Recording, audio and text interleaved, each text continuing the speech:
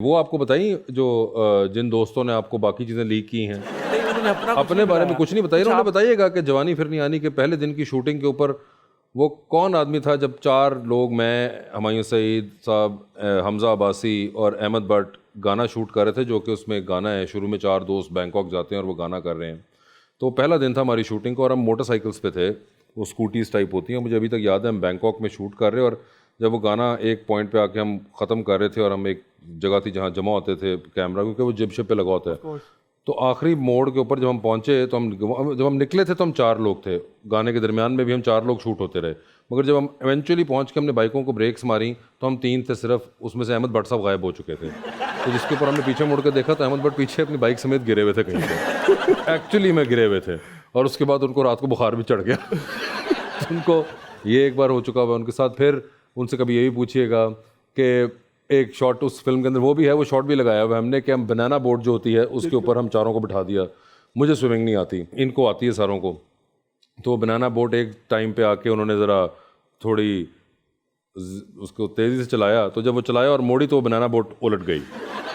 वो उलटना ही था उसने, बनाना बोट थी, उस पर 4 बंदे बैठे हुए भाई, तो वो उलट गई। कितने डीप था वो जो उसको थोड़ी लाइफ जैकेट्स पहनी हुई थी हमने, और मैंने ऊपर से एक और हरकत हुई, कोई स्विमिंग नहीं आती तो मैंने रस्सी नहीं छोड़ी बनाना बोट की, उसकी वजह से हाथ वाथ मेरा छिल गया। वो क्योंकि असूल होता है कि आप अगर कभी, आपको इसलिए लाइफ जैकेट वो पहनाते हैं कि अगर आप कभी गिरें तो आप छोड़ दें, रस्सी को ना पकड़ें, बिकॉज वो फ्रिक्शन बहुत होती है आपको। तो खैर मैंने तो नहीं छोड़ी, अब जान के लाले थे, चाहे लाइफ जैकेट पहनी हो भाई, एतबार नहीं है किसी और चीज़ ये का। नहीं आपने उसका सोचा कि अहमद का सोचूं या किसी और नहीं नहीं, अहमद का सोचूं का, अपनी सोचनी थी भाई उनको तो आती स्विमिंग, मैंने नहीं आती सी। तो खैर वो करके जब हम पानी से, जाहिर बात है लाइफ जैकेट थी, वो बाहर आ गए पानी से, तो मैं तो सबसे पहले चढ़ा, मैं वापस बोट के ऊपर, क्योंकि बनाना बोट तो कहीं नहीं जाती, वो तो वहीं खड़ी होती है, आप नीचे चले जाते हैं तो वापस चढ़ा मैं। उसके बाद हमजा अब्बासी भी चढ़ गए, हुमायूं सईद साहब भी चढ़ गए, अब आई बारी अहमद भट्ट साहब की बनाना बोट पर चढ़ने की। पुराना बोट ने किया, और मैं पानी वापस के थल्ले आ अंदर जाती है, है। बोट पानी के अंदर है, और पानी के अंदर बहुत मुश्किल होता है बाहर निकलना, जब आप यू आर इन द सी, तो वो पानी का अपना एक वेट होता है जो आपको नहीं ऊपर जाने जा, और आपने लाइफ जैकेट पहनी हुई हो।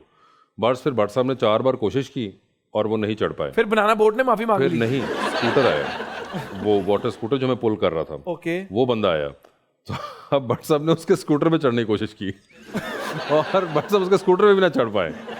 इवेंचुअली वो स्कूटर वाला जो था, उसके पक्के के साथ अहमद भट्ट साहब आधे पानी में और आधा जिस्म उनका जो था वो बोट के ऊपर था, और इस तरह वो बोट और वो वाटर स्कूटर जो था वो वापस किनारे की तरफ गया, और भट्ट साहब ने तमाम सफ़र जो था वो नीम पानी में और नीम हवा में गुजारा अपना जिस्म लेकर। क्या बात। कभी मौका मिला तो वो तो बिल्कुल आप उनसे ये ज़रूर पूछिएगा। नहीं, मैं, और मुझे कभी मौका मिला तो मैं वो बोट से अफसोस जरूर करूँ। हाँ वो एक अलग है बिल्कुल। भट्ट साहब से नहीं, उस बेचारी बोट से अफसोस करना बनता है।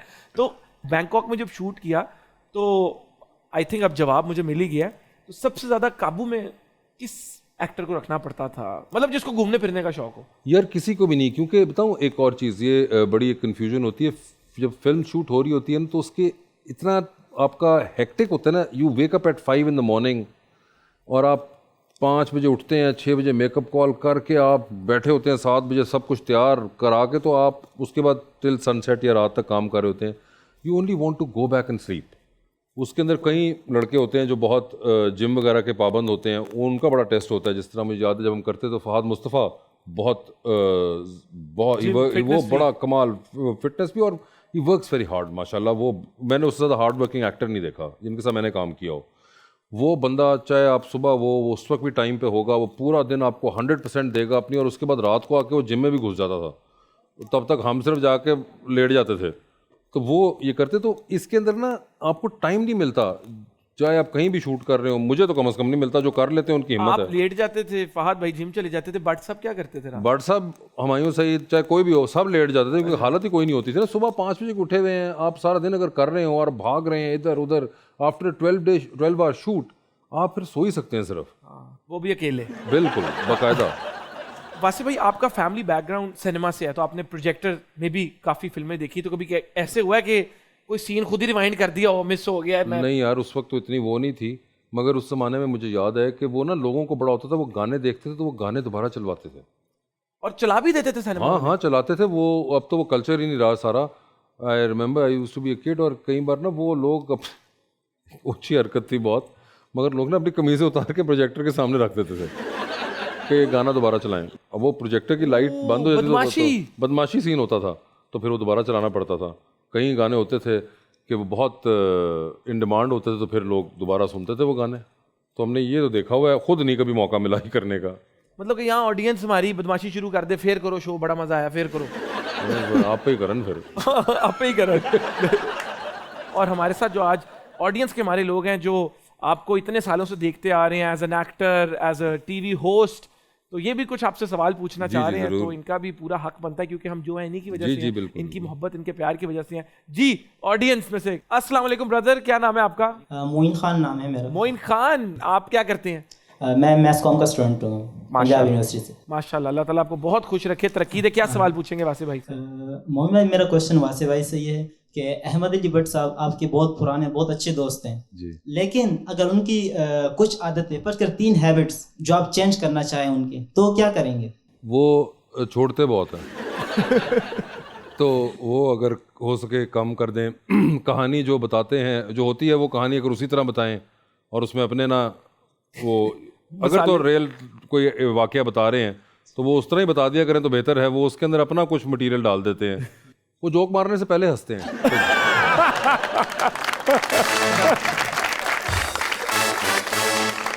पहले से ग्राउंड बना लेते हो ये, तो वो पहले असल में ना वो ऑडियंस का काम भी खुद कर देते हैं। तो अगर वो ऑडियंस को उनका काम करने दें तो वह भी मजायका नहीं है, ये भी अगर हो जाए। लेकिन भट्ट साहब के पर्सपेक्टिव से देखें कि वो किसी पर रिलाई नहीं करते, वो भी खुद हो रहे हैं। मैं अपने जोक की हंसी के लिए किसी पर रिलाई नहीं करूंगा। असल में खुद ही बिल्डअप देते हैं और आपको पहले इशारा देते हैं कि ये जोक है। तो ये एक है चीज, ये 3 चीजें। क्या बात है, वेरी नाइस। जी नेक्स्ट, और कौन पूछना चाहेगा? जी अस्सलाम वालेकुम। वालेकुम सलाम। क्या नाम है आपका? किरण। किरण, क्या करती हैं आप? मैं फार्म डे की स्टूडेंट हूँ। Pharm D. Okay, Punjab university. Punjab university से। चले, वेरी गुड। मेरा क्वेश्चन है सर आपसे कि आपने कहा था कि अवार्ड्स जो हैं वो बिके हुए होते हैं, तो मिनिमम और मैक्सिमम रेट अवार्ड्स का कितना होता है? अच्छा, नहीं मैंने ये तो कभी नहीं कहा, ये मेरा नहीं ख्याल मेरी हो कि बिके हुए, मैंने कभी नहीं कहा। मुझे हमेशा उनके प्रोसेस के ऊपर बहुत एतराज़ रहा है, वो मैंने बड़ा वोकली कहा है। लेकिन ये बिकने वाली लाइन एक और एक्टर ने कही थी, अब मिस्टेक कर गई हैं, वो उनकी थी, मैंने बिकने वाला नहीं कहा था। मुझे टोटल अवार्ड के प्रोसेस के ऊपर मेरा काफ़ी उस पर इख्तलाफ है मेरा, और वो मैंने बड़ी बार कहा है। वो मुख्तलिफ award. What do you think about the process? क्या यार प्रोसेस के ऊपर एक तो लगता है कि मुझे सबसे पहला जो मेरा इख्तलाफ होता है कि ये पीपल्स चॉइस अवार्ड कोई अवार्ड नहीं होता। ओके, ये एक सेल्फ क्रिएटेड अवार्ड है पाकिस्तान का, और ये इंडिया से शुरू हुआ था और ये किया था, मतलब पीपल्स चॉइस नहीं होता। मोमिन साकिब अगर किसी फिल्म में या ड्रामे में काम करते हैं तो उसके बाद मोमिन साकिब का वो ड्रामा हिट हुआ या फिल्म हिट हुई या फ्लॉप हुआ, आपके फैंस का ताल्लुक सिर्फ यहीं तक है। अब उसके बाद जब अवार्ड देने की बारी आएगी तो वो मोमिन के पीयर्स ने डिसाइड करना है, या वो कोई बॉडी होगी एक, वो डिसाइड करेंगे। एक्सपर्ट या वो जो भी एक बॉडी होगी, जिस तरह ऑस्कर्स के अंदर होता है। ऑस्कर में आपने कभी सुना है कि ये बेस्ट एक्टर हैं और ये बेस्ट एक्टर पॉपुलर ओपिनियन या पॉपुलर वोट है? मतलब अगर ये होता तो लियोनार्डो डिकैप्रियो तो कब जीत चुका होता, टॉम क्रूज हर साल जीत रहा होता। ऐसे। तो ये एक बहुत ही एक अजीब कॉन्सेप्ट है जो कि सिर्फ पीपल प्लीजिंग के लिए यहाँ पे अवार्ड इंट्रोड्यूस कराया गया कि आप जो बेस्ट एक्टर बेचारा, अच्छा फिर उसको कर दिया बेस्ट एक्टर क्रिटिक्स। तो ये बेसिकली आप सिर्फ प्लीज कर रहे होते हैं, आप एक तीर से 2 शिकार कर रहे हैं कि मोमिन भी खुश हो जाए और वासे भी खुश हो जाए। मोमिन को दे दें आप ये फलां वाला पॉपुलर दे दें, या इधर क्रिटिक्स दे दें, इधर पॉपुलर दे दें, उधर क्रिटिक्स दे दें, दोनों खुश जाएं। ये नहीं होता। आज हॉलीवुड में इतनी दुनिया है जो कि इनको अवार्ड ही नहीं मिला। आप कहते हैं, आपका सर पकड़ लेते हैं कैसे अवार्ड नहीं। लियोनार्डो डिकैप्रियो को आज से 5 साल पहले मिला पहली दफा। एल पचिनो कितनी दफा नॉमिनेट हुआ और उसको मिला ही नहीं मिला। एक बार उनको गॉडफादर के लिए, सॉरी उसके लिए मिला था, सेंट ऑफ वुमन के लिए। तो ये that is the idea of awards. ये नहीं है कि आप पहले फिर फैंस के पास चले जाए कि आप वोट डालें, मतलब को प्रेसिडेंट तो नहीं चुन रहे तुसी। तो इट्स अ अवार्ड। तो ये मेरा इख्तलाफ हमेशा रहा है। और फिर उसके सिलेक्शन प्रोसेस के ऊपर वो डिफरेंट अवार्ड्स के अंदर डिफरेंट मसला होता है, वो है। मगर बिकने वाला मैंने नहीं कहा, मैंने ये इसके बारे में बात काफ़ी की। तो जी